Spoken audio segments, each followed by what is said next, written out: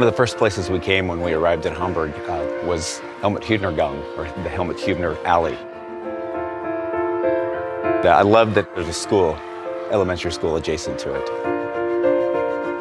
In 2010, an artist, Hildegard Schuster, created this beautiful mural of Karl, Rudi, and Helmuth. Someone may walk down this street and glance at that mural and may not know who they are. As I look at it, I see friends. I see, three individuals that I've grown to love and honor and appreciate, and grateful for what they stood for. And honestly, I feel, through the friendship with Karl that Matt and Ethan and I have been able to gain, I almost feel like he's entrusted us with sharing his story. And so, it's a thrill to walk down this street, the Helmuth Hübener Alley, and to see that he's being remembered. That's amazing.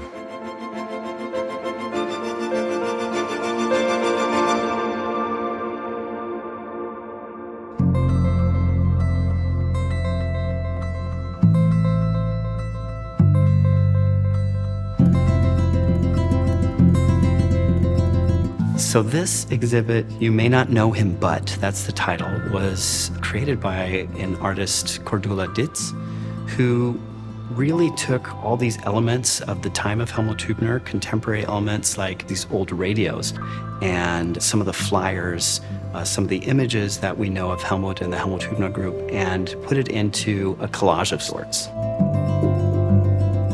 One of the cool things about this exhibit is it actually showed in the Bieber house. So this is the place where Helmuth Hübener worked, but it was also the place where he was arrested. And Sven Christian Schuch, the curator there of that exhibit, it was called Mind the Gap, used the Paternoster elevator that was used in an operation during that time to frame the exhibits. And it was meant to really contextualize the historical happenings of that building with this contemporary artistic interpretation and memory of Helmuth Hübener.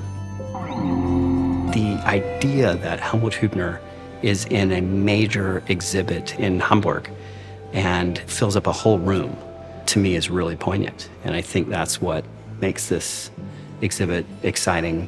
I'm really happy that I got to see this exhibit here in Hamburg.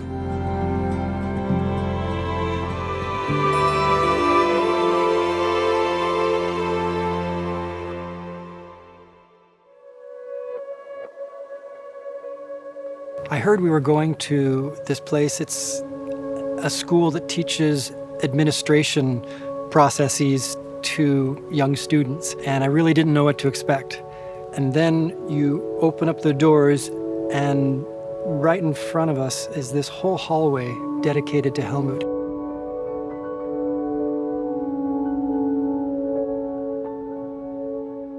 I've been digging into this story for a long time, and all of a sudden I'm seeing documents and photos that I'd never seen before. That was just incredible. It actually gave me chills. I can remember leaning over to Ethan Vincent, my co-writer all these years, and saying, "Oh my gosh, where did they get that? Will you take a picture of this, because we need to keep that." On the wall there was a picture of a map of what we can assume perhaps was a route that Helmuth would take, where he dispersed these leaflets around the city. That was very cool to see, because I hadn't seen anything like that before.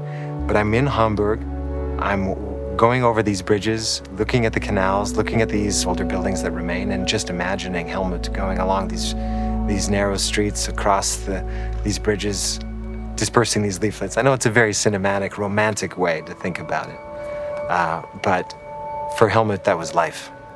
He would write these leaflets, he would write the truth from what he heard, and he would go out in the city and just put them wherever he felt like he could that would make a difference in somebody's life. To see walls lined with images and documentation and reproductions of Helmuth's life and letters, just the whole experience, the whole journey, they're documented, and documented with care. That was one thing. It was, they had dedicated an entire, almost floor of this building to keeping this story alive and teaching it and instilling these principles that Helmuth stood for in new individuals going into public administration or, various aspects where they will affect people's lives.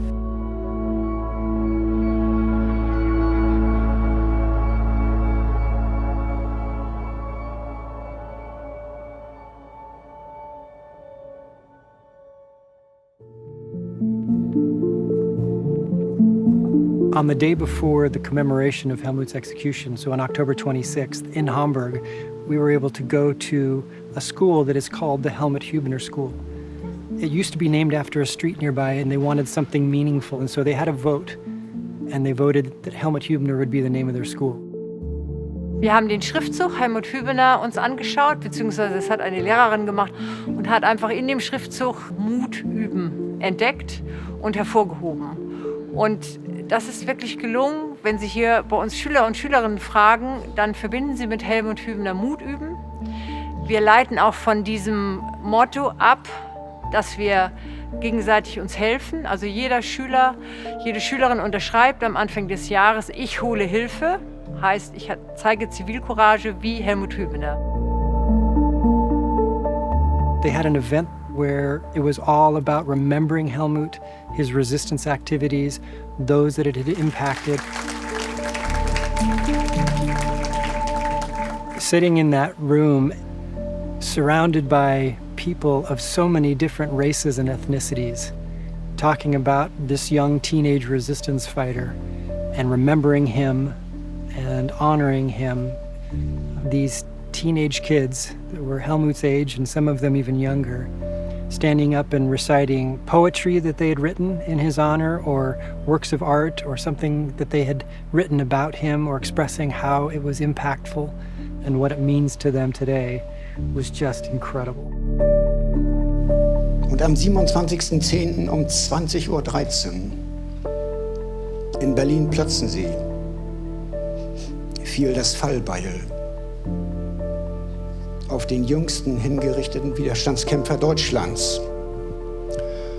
Und wenn wir jetzt mit 150 Leuten aufstehen, bitte, und Helmuth Hübener gedenken, dann, glaube ich, setzen wir ein Zeichen.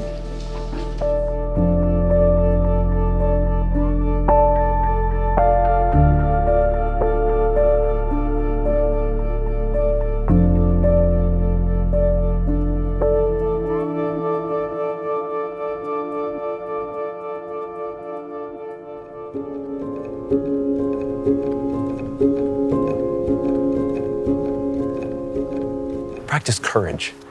That's what Helmuth did. He had a thought, he had an impression, he felt compelled to do something. It starts with one keystroke on that typewriter, a couple words, a couple phrases on that first flyer. Pretty soon, it's full-blown, statements against Hitler and every inch of that paper being used. But it started by taking one step, and then that's what I take from this. That's the so what is, okay, what is my step? What is my little thing that I could do today? I may not be courageous in every aspect of my life, but what can I do? What little action can I do today? And those build a foundation. In my own personal life, having been really consumed with this story for a long, long time, and having people ask me occasionally, yeah, but did he make any difference? He operated for about a year, put out some flyers, got arrested, was executed. People forgot about him. Did he make a difference? As I'm sitting there at the Helmuth Hübener School, surrounded by so many youth and their parents and faculty and teachers, remembering him and saying, this is what we need to do in our lives to show that we remember Helmuth. Yeah, did he make a difference? Yes.